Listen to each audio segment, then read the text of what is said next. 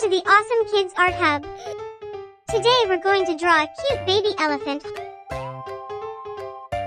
Let's start with the outline. Did you know baby elephants are called calves? Just like cows. A baby elephant's ears help it stay cool in the hot sun. They flap them just like fans. At birth, baby elephants don't know how to use their trunk very well. They sometimes trip over it or suck it like a thumb. Baby elephants are very social and love to smile, play, and cuddle with their moms and herd mates. Elephant calves can stand up and walk within 1 hour after they're born. Even baby elephants use their tails to swat away flies, just like big ones. Elephants are very loving animals. Baby elephants stay close to their moms for years and show affection with their trunks.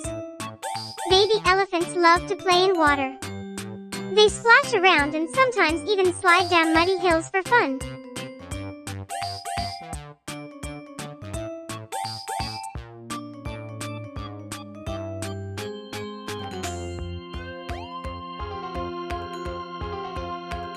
Thanks for watching.